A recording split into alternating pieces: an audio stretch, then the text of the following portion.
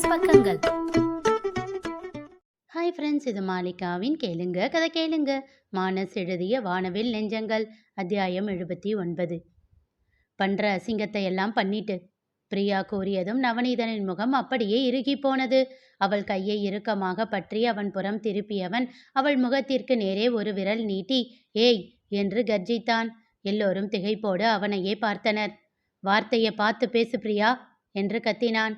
என்ன பண்ண? நானு லவ் பண்ண, அவ்வளோதானே. ஏன், நீயும் தானே லவ் பண்ண? அப்போ அதுவும் அசிங்கமா? ஏதோ ஒரு பாயிண்ட்ல உனக்கு நந்து அண்ணனை பிடிச்ச மாதிரி எனக்கு முதல்ல அவளை பார்த்த உடனே பிடிச்சது. கோயில்ல வச்சுதான் அவளை பார்த்தேன். பார்த்தப்பவே எனக்கு தெரியும் அவ ஜெகநாதன் பேத்தின்னு. சுவற்றில் சாய்ந்து கண்களை மூடிக்கொண்டான். அவளுக்கு பிடிக்கலனாலும் அவளோட பாட்டிக்காக பாவாடை தாவணி கட்டியிருந்தா. அது அவளுக்கு ஒட்டவே இல்லை. ஆனாலும் என் கண்ணுக்கு அழகா தெரிஞ்சா. என் மனசு அவகிட்ட போறது புரிஞ்சு அது தப்பு அப்படின்னு என்கிட்டயே சொல்லிக்கிட்டு அந்த இடத்த விட்டு நகர்ந்து வந்துட்டேன். அதுக்கப்புறம் அவ கிரி மேல சக்கரை பொங்கலை கொட்டினப்போ அது ஒண்ணுமே இல்லாத மாதிரி அவ வாயடிச்சாலும் அவ கண்ணுல அவ்வளோ தவிப்ப பார்த்தேன். கிரி வலியில துடிச்சப்போ அவளும் துடிச்சா. அது எனக்கு புரிஞ்சது. மறுபடியும் என் மனசு அவகிட்ட போகுதுன்னு புரிஞ்சு எனக்கு என் மேலேயே கோபமா வந்துச்சு. அந்த கோபத்தை அப்படியே அவகிட்ட காட்டி திட்டிட்டு வந்துட்டேன். அப்புறம் வீட்டில் வந்து கிரி என்ன மிரட்டுனா. எப்படி ஒரு பொண்ணுக்கிட்ட அப்படி பேசலாம்னு என்கிட்ட சண்டை போட்டான். அவகிட்ட சாரி கேட்க சொன்னான். ஆனா அதுக்காக கூட அவளை மறுபடியும் நான் பார்க்கக்கூடாது அப்படின்னு நினச்சிக்கிட்டு இருந்தப்போதான் கல்யாணத்துல அவளை பார்த்தேன். என்னை பார்த்து அவ பார்வையில் இருந்தது கோபமா இல்லை பயமான்னு தெரியல. சரின்னு பேசாம விலகி போயிடலாம்னு நினைச்சப்போதான் கிரி மறுபடியும் என்னை கூப்பிட்டு அவகிட்ட சாரி கேட்க சொன்னான். நான் சாரி கேட்டதும் அவன் என்னை பார்த்த பார்வையே மாறிடுச்சு. அதுக்கு மேல அங்க நிக்க முடியாம சட்டுன்னு போயிட்டேன். அன்னைக்கு தான் நந்து அண்ணன் எப்பவும் சொல்ற வாயாடி ஸ்டூடெண்ட் அவதான்னு நான் தெரிஞ்சுக்கிட்டேன்.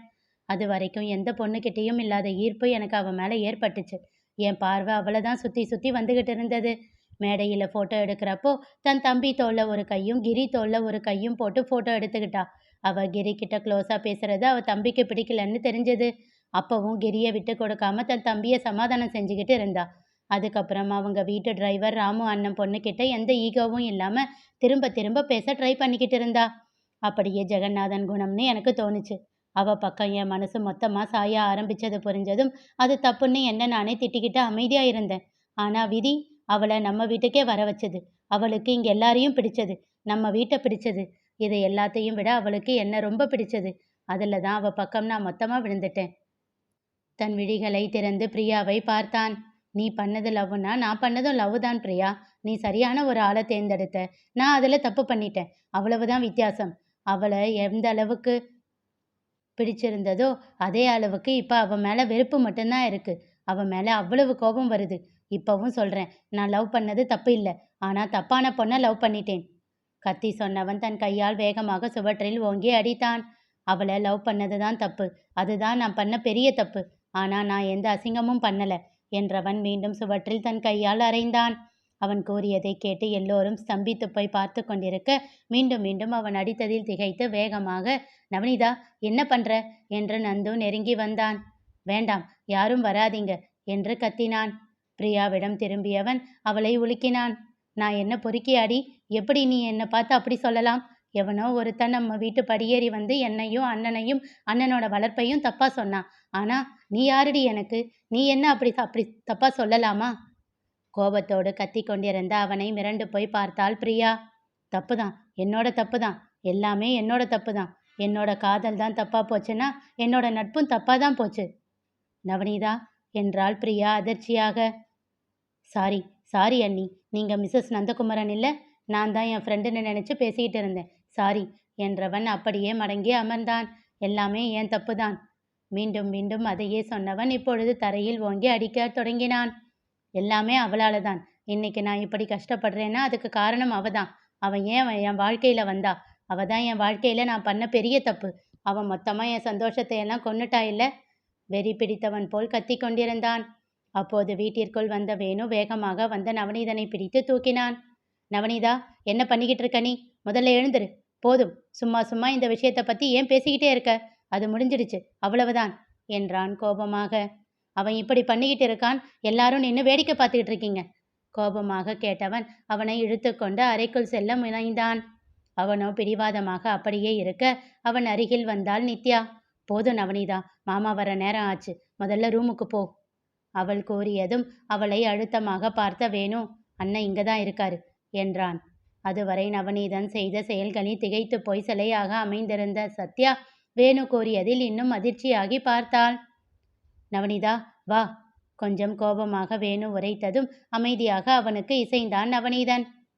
மாமா எங்க என்றாள் நித்யா மெல்லிய குரலில். திரும்பி அவன் வாசலை காட்ட சத்யா வேகமாக அங்கே ஓடினாள். அங்கே சுவற்றில் சாய்ந்து கண்மூடி தன் நெஞ்சின் மேல் இருந்த சட்டையை இறுக பற்றி கொண்டு நின்றிருந்தான் முரளி. அவன் நின்றிருந்த கோலத்தை கண்டு பதறிய சத்யா அவன் தோள் தொட்டு என்னங்க என்று அழைத்தாள். விழிகளை திறந்து வலி நிறைந்த பார்வை ஒன்றை சத்யாவிடம் வீசியவன் தளர்ந்த நடையோடு தன் அறைக்குள் சென்று கதவை மூடிக்கொண்டான். கட்டிலில் சென்று சோர்ந்து போய் அமர்ந்து விட்டான். எந்த வார்த்தை தன் தம்பியின் வாயிலிருந்து வந்துவிடக்கூடாது என்று இத்தனை நாள் கடவுளிடம் வேண்டிக் கொண்டிருந்தானோ அதனை இன்று அவன் சொல்லிவிட்டான். அவனுக்குத்தான் வேதாவின் மேல் எவ்வளவு கோபம், வெறுப்பு. வேதா தவறான பெண்ணா? இல்லை, பக்குவம் இல்லாத சிறிய பெண், அவ்வளவுதான். இவன் கூறிய இந்த வார்த்தைகளுக்காகவா என் சுயமரியாதையை விடுத்து அந்த வீட்டின் படியேறி போனேன்? ஒரு சிறு பெண்ணின் முன்பு அவமானத்தையும் பொருட்படுத்தாமல் என்னை நானே தாழ்த்தி கொண்டு பேசினேனே, இது எல்லாம் எதற்காக? நான் எண்ணியது நடக்காதா? என் திட்டம் எல்லாம் வீணாகிவிடப் போகிறதா? நான் என்ன செய்வேன்? உள்ளங்கை அளவு இதயத்தை தந்துவிட்டு கடவுள் ஏன் அதில் கடல் அளவு கஷ்டத்தை எனக்கு தருகிறான்? நானும் மனிதன்தானே, எவ்வளவுதான் தாங்குவது? மரித்து மண்ணுக்குள் போகும் வரை என் துன்பங்கள் தீராதா? கடைசி நொடி வரை நான் போராடி கொண்டே இருக்கத்தான் வேண்டுமா? அவனுக்கு மூச்சு முட்டியது. ஓவென்று கத்தி அழ வேண்டும் போல் தோன்ற அடுத்த நொடி அவனை இரு கைகள் அணைத்து தன்மேல் சாய்த்து கொண்டன. தன்னை அணைத்திருந்த தன் மனைவியின் இடையை இறுக்கமாக கட்டி கொண்டு அவள் வயிற்றில் அழுத்தமாக முகத்தை புதைத்து கொண்டான் முரளி. அவன் கேசத்தை வருடி முதுகை தடவி சமாதானம் செய்தாள் சத்யா. மெல்ல மெல்ல சில நிமிடங்களில் தன்னை சரிப்படுத்தி கொண்டவனின் பிடி இலகியது. தன் கை கொண்டு அவன் முகத்தை நிமிர்த்தி அவன் கன்னம் ஏந்தி நெற்றியில் அழுத்தமாக முத்தமிட்டாள் சத்யா. அவன் உதட்டில் சிறு புன்னகை தவழ்ந்தது. அந்த புன்னகையை ரசித்தவள் சட்டென்று அவன் கன்னத்திலும் ஒரு முத்தத்தை அளித்துவிட்டு வேகமாக அறையை விட்டு சென்று விட்டாள். இரவு உணவு உண்ணும் வேளையில் அனைவரும் ஒன்றாக அமர்ந்திருக்க சத்யா நவநீதனின் தட்டை எடுத்துக்கொண்டு அவன் அறைக்கு சென்றாள். கண்கள் மூடி அமர்ந்திருந்தவனின் முன்னே தட்டை வைத்து நவனிதா சாப்பிடு என்றாள். கண்கள் திறந்து பார்த்தவன் ஏன் அண்ணீங்க, நான் வெளியவே வந்து சாப்பிட்றேன் என்று சொல்லிவிட்டு தட்டை எடுத்துக்கொண்டு வெளியில் வந்து தன் அண்ணன்களோடு அமர்ந்து சாப்பிடத் தொடங்கினான். வேணுவும் நந்துவும் கொஞ்சம் நிம்மதியாக அவனை பார்க்க அவனோ யாரையும் நிமிர்ந்து பார்க்காமல் தட்டில் வைத்த சாப்பாட்டை சாப்பிட்டுவிட்டு எழுந்து சென்று விட்டான். இரவு அறையில் முழங்கால்களை கட்டிக்கொண்டு அதில் முகத்தை புதைத்து அமர்ந்திருந்தாள் பிரியா. நந்து அவளிடம் எதுவும் பேசாமல் சென்று புத்தகத்தை எடுத்து வைத்து நோட்ஸ் எடுக்க ஆரம்பித்தான். சிறிது நேரம் கழித்து முகத்தை நிமிர்த்தி பார்த்த பிரியா என்னங்க என்று அழைத்தாள். முகத்தை திருப்பாமல் என்ன என்று கேட்டான் நந்து. அவன் குரலில் இருந்த கோபம் கண்டு திகைத்தாள் பிரியா. இனி நிகழப்போவது என்ன தெரிந்து கொள்ள தொடர்ந்து கேளுங்க. கதை கேளுங்க. மீண்டும் சந்திப்போம்.